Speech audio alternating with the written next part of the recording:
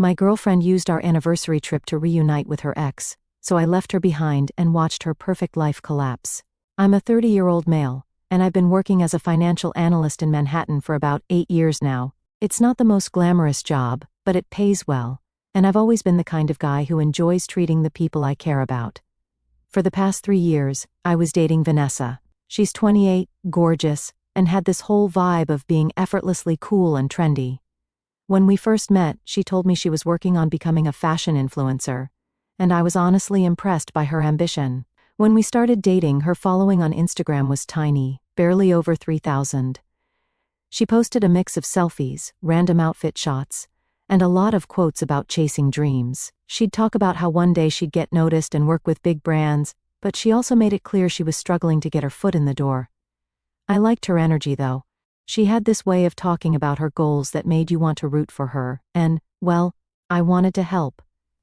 I wasn't trying to be some savior or anything, but I figured if I had the means to make her life easier, why not? At first it was little things, taking her out for nice dinners, helping her pick out clothes for her posts, or surprising her with gifts like accessories she mentioned wanting but couldn't afford. She'd always get so excited, saying things like, "Oh my God, this is perfect for a shoot." Watching her light up like that felt good. But as time went on, those little things started turning into bigger things. She wanted to upgrade her wardrobe to include designer pieces. "If I want brands to notice me, I have to show I understand the aesthetic," she'd say. I thought, yeah, that makes sense. So, I started buying her the occasional luxury bag or outfit. Then it became more than occasional. It didn't stop there. Soon she wanted better pictures for her feed, not just the ones I was taking on my phone when we were out. "Professionals will make a huge difference," she said. So, I paid for a few photo sessions with local photographers. Then she needed to travel because influencers who work with brands are always at cool locations. So, I covered a couple of trips. I told myself it was just an investment in her future and ours by extension. At least, that's what I thought at the time, to be fair. Vanessa wasn't entirely ungrateful. She'd always thank me with a big smile or post something sweet on Instagram about how lucky she was to have someone who believed in her. But after a while, the gratitude started to feel routine, like she'd just check it off the list before moving on to whatever she wanted next. Honestly, I didn't really mind at first. I cared about her, and I wanted her to succeed, but over time it became clear she wasn't just relying on me, she was expecting it. The turning point for me came during a trip to Los Angeles about a year ago. I had paid for her flight and hotel because she was convinced this trip was going to be the one where she'd network with people who could launch her career. Instead, she spent the entire time taking selfies, shopping, and lounging by the pool. No networking, no meetings, no effort to actually make connections. When I gently brought it up, she brushed me off, saying, "You don't understand how this works. It's about building an image first." It was the first time I thought, am I being used? But I pushed the thought aside because honestly, I am financially stable. I figured she was just trying to find her way and needed time to figure things out. Besides, we were still happy together. Or so I thought. Fast forward to our 3rd anniversary. I wanted to make it special, something we'd both remember. So, I planned a luxury getaway to Montauk. I went all out, booked a gorgeous suite with ocean views, reserved tables at the best restaurants, and even planned a couple of activities I thought she'd enjoy, like a sunset cruise. When I showed her the plans, I expected her to be over the moon, but her reaction wasn't what I thought it would be. "Montauk is nice," she said, hesitating, "but there's this other coastal town I've been dying to visit. Smaller, more unique. I've heard great things about the restaurants and shops there." Her tone was sweet, but something about it felt off. I mean, who turns their nose up at Montauk? I asked her why she wanted to go there specifically, and she just said, "I think it'll be more romantic. Plus, it's somewhere we haven't been before." She was so insistent, and I didn't want to ruin the moment by arguing, so I caved. After all, it wasn't like I was married to the idea of Montauk. If it made her happy, I was happy. Or at least, that's what I told myself. Looking back, that was the first real warning sign. Vanessa wasn't just being particular about where we went, she had an agenda. I just didn't realize it yet. The trip started out great, on the surface at least. We arrived at this cute coastal town Vanessa had picked, and she seemed thrilled. As soon as we checked into the hotel, she was all over the place, snapping photos of the room, the view, even the complimentary chocolates on the pillow. She kept saying, "This is going to get so many likes," and I'd laugh along, not realizing how much that summed up her priorities. The first day was pretty chill. We went to the beach, had some great seafood for lunch, and explored a couple of local shops. Vanessa was glowing, and I couldn't help but feel like maybe I'd done the right thing by letting her pick the destination. I mean, her happiness was worth it, right? That's what I kept telling myself. But by dinner, things started to feel a little off. We were sitting at this cozy little Italian place, and out of nowhere, Vanessa brought up marriage. "You know," she started, twirling her fork around her pasta. "We've been together for 3 years now. That's a long time." I nodded, not thinking much of it. "Yeah, it has been," I said, smiling. "It feels like it's flown by." She smiled back, but in this way that felt a little too calculated. "Don't you think it's time we start talking about the future? About, settling down?" I froze for a second because this wasn't a conversation I was expecting on this trip. Don't get me wrong, I wasn't against the idea of marriage, but we'd never seriously talked about it before, and her timing felt strange. "I mean, it's definitely something to think about," I replied cautiously, "but are you sure this is something you want to bring up now?" Vanessa laughed lightly, but it didn't quite reach her eyes. "Why not? It's a romantic trip. Perfect time to talk about what's next for us." I shrugged, trying to play it cool. "Fair enough. What exactly do you mean by what's next?" She leaned in, her tone shifting. "Well, it just makes sense to start planning for marriage, doesn't it? It's the next step. And if we got married, things like finances would be so much easier. We'd share everything, no more keeping things separate." There it was. I couldn't put my finger on why, but the way she said it made my stomach twist. It wasn't about love or commitment, it was about money. I took a sip of water, trying to buy time to process what she was saying. "I mean, sharing finances is a big step," I said. "But honestly, I think if marriage were on the table, I'd probably want to talk about a prenup first, just to make sure we're both protected." Vanessa's face changed instantly. She put her fork down and stared at me like I had just insulted her entire family. "A prenup?" she repeated, her voice sharp. "Why would you even think about something like that?" Her reaction caught me off guard. "It's not about mistrust," I said quickly, trying to smooth things over. "It's just a practical step. It protects both people, you know." She laughed, but it wasn't the kind of laugh I was used to from her. It was cold, dismissive. "Wow, I didn't realize you thought I'd try to take advantage of you." "That's not what I said," I replied, feeling a little defensive. "I just think it's smart to have everything clear from the beginning. It doesn't mean I don't trust you." The next day, things were tense. Vanessa acted like nothing was wrong, at least on the surface. She posted pictures of her breakfast on Instagram with captions about vacation bliss, and talked about what she wanted to do that day. But there was this underlying frostiness in the way she interacted with me. She wasn't outright rude or mean, but she wasn't as affectionate as she usually was. It was like she was punishing me for the prenup conversation without actually saying anything. Still, I tried to shake it off. I figured maybe she just needed some space to process. Relationships have bumps, right? No big deal. I decided to focus on making the day fun and relaxed. We spent the morning wandering around the town, stopping in little boutiques and taking in the sights. Vanessa seemed to warm up a bit, but every now and then, she'd drop a comment that made me pause. "This town is so charming," she said at one point. "It's the kind of place I'd love to come back to, maybe with someone who sees the value in it." I blinked. "What does that mean?" She waved me off with a laugh. "Nothing. I'm just saying it's romantic, that's all." Little remarks like that kept popping up throughout the day. I told myself I was overthinking things, but part of me couldn't shake the feeling that something was wrong. It wasn't just the comments or the lingering tension from dinner. It was her overall vibe. She seemed distracted, like her mind was somewhere else. Deep down, I knew this wasn't just casual talk for her. She wasn't pushing for marriage because she was in love. She was pushing for it because she saw it as a way to lock in access to my life, my finances, and everything else that came with being with me. By the time we went to bed, I couldn't shake the feeling that the woman I thought I knew wasn't the same person sitting next to me. The third morning of the trip started like any other, Vanessa was scrolling on her phone while lying in bed, completely absorbed in whatever influencer content she was consuming. I got up and ordered room service for breakfast, figuring we'd have a relaxing morning before heading out to explore more of the town. While we were eating, she suddenly perked up. "Oh my God," she said, showing me her phone. "There's this bag shop downtown that's like iconic. They only carry super exclusive pieces. It's the kind of place I'd never get to shop at back home." I nodded, mid-bite of my toast. "Sounds cool. Want me to go with you?" Vanessa shook her head quickly, almost too quickly. No, you don't have to. I know shopping isn't really your thing. Besides, it's probably going to take me forever to decide what I want, and I don't want you to be bored." That struck me as odd. We'd been doing everything together on this trip. Why suddenly the need for alone time?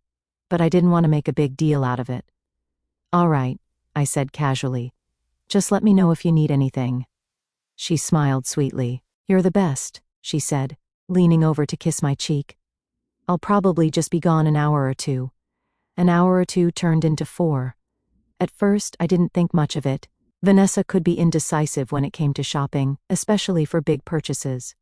But as the hours ticked by, I started to feel uneasy. I hadn't gotten a single text or call from her, which was unusual. Vanessa was the kind of person who updated me on everything, whether she found a cute cafe or tried on a dress she loved. I always got a running commentary. Today, silence. I decided to check our shared credit card to see if she'd made any purchases. Nothing. No charges from the bag shop, no charges from anywhere. That didn't make sense. If she'd been shopping for hours, surely something would have shown up.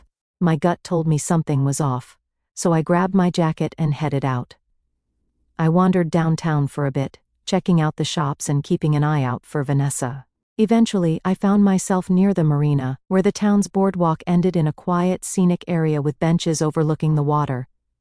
That's when I saw her. She wasn't alone. Vanessa was sitting on a bench with a man I immediately recognized, Ryan, her ex-boyfriend. He'd popped up in a few of her old Instagram posts when we first started dating, but she'd assured me they were long over. They were sitting close, too close. Vanessa was laughing at something Ryan had said, her hand resting casually on his arm. He leaned in, his body language comfortable and intimate in a way that made my skin crawl. I stayed where I was, hidden behind a nearby kiosk selling ice cream, and tried to get a handle on my emotions. Part of me wanted to march over there and demand an explanation, but the other part told me to wait and watch. That's when I caught bits of their conversation. "You really convinced him to come here?" Ryan asked, smirking. Vanessa laughed, a sound that suddenly grated on me. "Of course. I told him this town was more romantic and sweet-talked him a little. He bought it, no questions asked." Ryan grinned. "Well, it worked. I missed you." "I missed you too," Vanessa said, placing a hand on his knee. "Sneaking around has been exhausting." "Soon," Ryan said, leaning closer. "We'll figure it out. Just play along for now. You're too good at this." They laughed again, completely unaware of my presence. My hands were shaking with anger, but I forced myself to stay calm. Pulling out my phone, I snapped a few pictures of them. If Vanessa was going to lie to my face, I needed proof. I walked away, my mind racing. This wasn't just some innocent meet-up with an old friend. This was a full-blown secret affair. Vanessa hadn't picked this town for its romantic charm or unique shops. She'd picked it because it was the perfect cover to see Ryan, and I'd been stupid enough to go along with it. When I got back to the hotel, I tried to collect my thoughts. Part of me wanted to confront her the second she walked through the door, but another part wanted to wait. If she was bold enough to pull this off on a trip I planned and paid for, she'd have no problem lying to my face. I needed to see how far she'd go. Vanessa finally returned a couple of hours later, carrying a shopping bag from the luxury bag shop she'd mentioned earlier. "Hey," she said brightly, as if nothing was wrong. "I found the most perfect bag. You're going to love it." I forced a smile, keeping my tone neutral.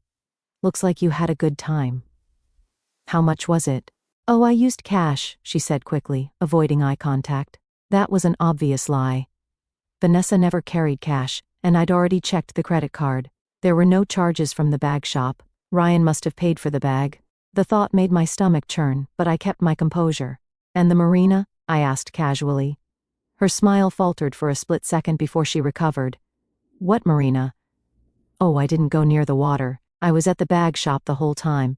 I nodded, pretending to believe her. Got it. Sounds like a productive day. She beamed, completely oblivious to the edge in my voice. It was. Thanks for letting me do my thing. I can't wait to show you the bag. I didn't say much after that. Vanessa went about her evening as if nothing had happened, showing me the bag and talking about what she wanted to do the next day. I listened, nodding at the right moments, but inside, I was seething. The woman I thought I loved had not only betrayed me but had the audacity to use my money and my trust to pull it off. By the time she fell asleep, I'd already started planning how I was going to handle this. Vanessa thought she was in control, but she was about to find out just how wrong she was. That night, I kept replaying everything I'd seen and heard earlier at the marina. Vanessa's laugh, the way she leaned into Ryan, their disgusting little inside jokes about how clueless I was. It all kept looping in my head. The betrayal was bad enough, but the fact that she thought I was stupid enough to fall for it made it so much worse. When I finally dragged myself out of bed in the morning, Vanessa was already up. She was lounging in one of the hotel's fluffy robes, scrolling through her phone. She glanced up and gave me this bright, innocent smile, like nothing had happened. Morning, babe. Did you sleep okay? I wanted to call her out right then and there, but I didn't. Not yet. Yeah, I guess, I said, keeping my tone neutral. What about you? Like a baby, she said, stretching dramatically. I needed that. Yesterday was exhausting. I nodded and poured myself some coffee, pretending to focus on my cup, while she rambled on about how much she loved the hotel. I was thinking, she said, flipping her phone around to show me a picture of a local restaurant. We could grab lunch here today. It's super cute, and I heard the food is amazing. Sure, I said, barely looking at the screen. My mind was already elsewhere. I needed to test her to see how deep her lies would go. So, what did you end up doing yesterday? I asked casually, sitting down across from her. You were gone for a while. Vanessa didn't even flinch. Oh, just shopping, she said, waving a hand. That bag shop was incredible. I spent forever deciding which one to get. She was so smooth, so confident in her lies, it was almost impressive. But I wasn't done. Interesting, I said, leaning back in my chair. I thought I saw you near the marina yesterday. Her smile faltered just a bit. The marina? Oh no, that wasn't me. I didn't go anywhere near the water. Must have been someone else. Must have been, I said with a shrug, sipping my coffee. I could feel her watching me, trying to gauge if I was onto her. I kept my expression neutral, giving nothing away. Let her squirm. When it was time for lunch, we headed to the restaurant she'd picked out. Vanessa immediately started taking pictures of the table, the menu, and even her drink when it arrived. This is perfect, she said, angling her phone just right. My followers are going to love it. Looks great, I said, barely paying attention. I couldn't stop thinking about Ryan and how he'd probably paid for her stupid bag. I wanted to ask her outright, wanted to see her squirm, but I held back. I needed to be smart about this. Confronting her in public wouldn't get me the answers I needed. When the food came, Vanessa barely touched hers. She was too busy snapping photos and scrolling through her phone. You're so quiet, she said at one point, glancing up at me. What's on your mind? Just tired, I guess, I said. Didn't sleep great. She gave me a sympathetic smile. Aw, poor baby. We'll take it easy this afternoon, okay? Maybe do a little shopping together. The audacity of this woman. I nodded, forcing a smile. Sounds good. Eventually, we ended up at a boutique selling handmade jewelry. Vanessa picked up a necklace and held it up to her neck, turning to me with a playful smile. What do you think? Would this look good in my next post? It's nice, I said, barely looking at it. She pouted. Just nice? Come on, babe, you're supposed to hype me up. I forced a laugh. All right, it's gorgeous. Happy? Much better, she said, grinning. Then, as casually as if she were asking about the weather, she brought up marriage again, the sheer nerve of this woman. She'd been sneaking around with her ex, lying to my face, and now she was talking about marriage. I felt like I was in the twilight zone.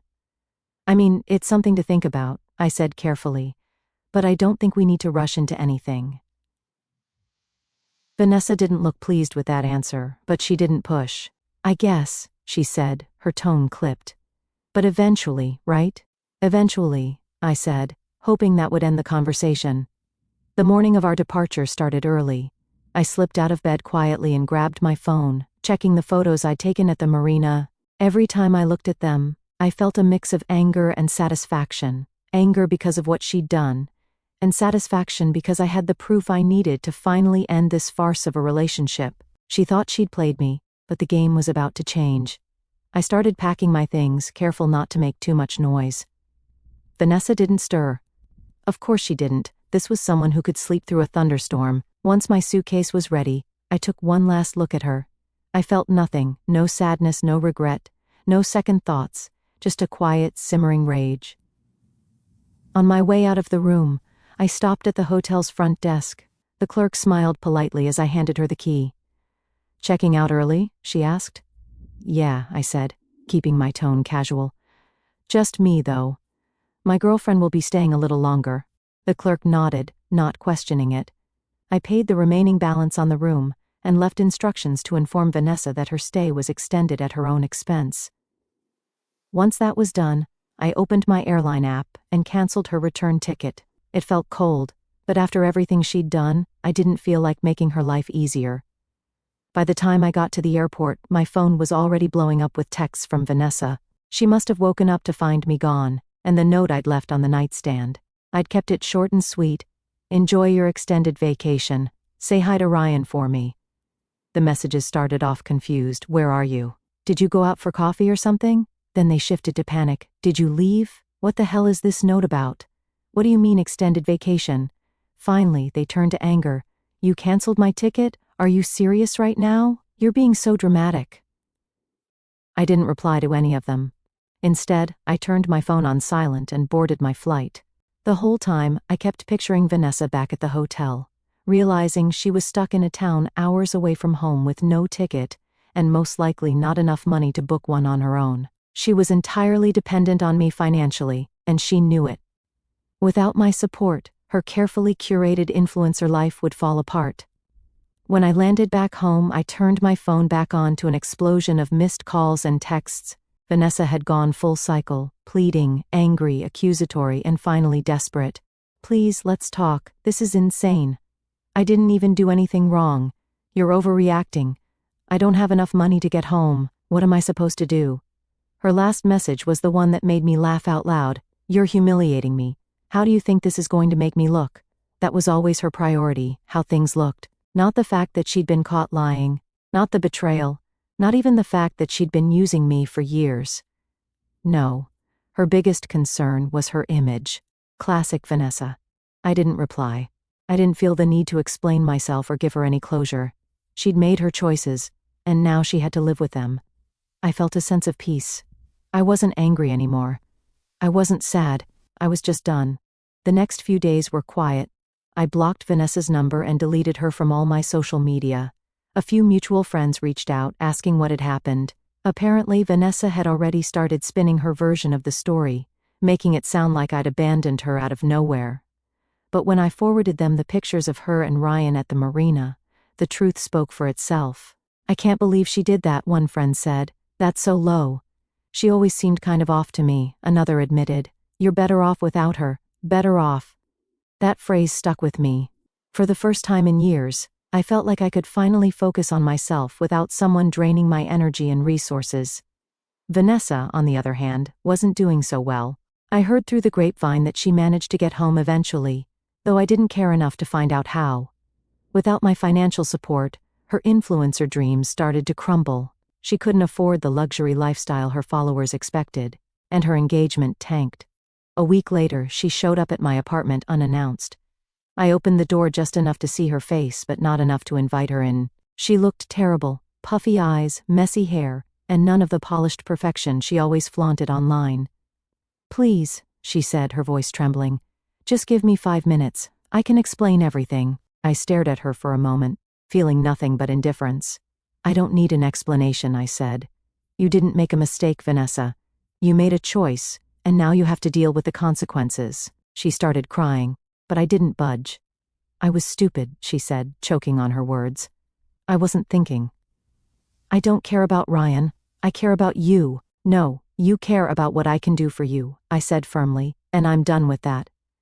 I closed the door and locked it. Her muffled sobs faded as she walked away, and I felt lighter than I had in years. This was the ending she deserved, and I had no regrets. The next morning, I woke up to a flood of messages from friends. Vanessa had apparently started a full-blown pity campaign on Instagram, posting cryptic stories about being betrayed and starting over. One friend even sent me a screenshot of a post where she wrote, "Sometimes the people you trust the most are the ones who hurt you the deepest." I couldn't help but laugh. The audacity of this woman, trying to paint herself as the victim when she was the one sneaking around with her ex. I didn't feel the need to engage though. Let her followers believe whatever story she was spinning. I had nothing to prove. That afternoon, I got a text from one of our mutual friends, Sarah. She'd always been a straight shooter, the kind of person who didn't buy into Vanessa's influencer act. "Hey," she wrote, "Vanessa's trying to make you look like the bad guy, but I told her I know what really happened. If you want me to say anything to anyone, let me know." I appreciated the gesture, but I didn't want to give Vanessa any more of my energy. "Thanks, but I'm good," I replied. Let her dig her own grave. And dig she did. Over the next week, I started hearing more and more about how Vanessa's life was unraveling. Without me footing the bill for her clothes, trips, and professional photo shoots, her influencer persona started to crack. Her followers were used to seeing her in designer outfits, sipping lattes at chic cafes, and lounging in luxury hotels. Now, she was stuck trying to fake that lifestyle on a budget, and it wasn't working. She posted a photo wearing the same dress as last week, Sarah texted me one day. "People in the comments are starting to notice." Another friend sent me a link to one of Vanessa's Instagram stories where she was talking about embracing minimalism and moving away from material things. It was hilarious, considering this was the same woman who once told me she couldn't possibly wear the same outfit twice because it would ruin her aesthetic. The best part? Ryan, the guy she'd risked everything for, had ghosted her. I found out through a mutual acquaintance that he'd bailed as soon as Vanessa's financial situation became clear. He's not trying to play daddy to her, they said. She's on her own now. Good. She deserved it. The best decision I made, though, was rebooking the Montauk trip, the one I'd originally planned before Vanessa hijacked it. I went solo this time, and it was everything I wanted it to be. At one point I checked Vanessa's account, but the posts were sporadic now. Blurry mirror selfies, random motivational quotes, and one sad attempt at a thrift haul video. Her followers had dropped significantly, and the comments were brutal. "Where's your boyfriend who used to spoil you?" one person wrote. "Fake influencer vibes," said another. It was a strange mix of satisfaction and pity. Back in Manhattan, life continued to get better. I started going to therapy, which was something I'd been putting off for years. Talking to someone about everything that happened helped me process the anger and hurt I didn't even realize I was carrying. I learned a lot about myself, why I'd let someone like Vanessa into my life, why I ignored the red flags for so long, and how I could set better boundaries moving forward. The last I heard about Vanessa was from Sarah. Vanessa had moved back in with her parents, and was apparently trying to rebrand herself as a lifestyle coach. "Unreal," Sarah texted. "She's acting like she's some kind of self-help guru now. Can you believe this?" I laughed, shaking my head. Let her have it. I'm done caring. And that's it. Vanessa got what was coming to her and I got my life back. Let me know what you think, Reddit. Ever had to deal with someone like this?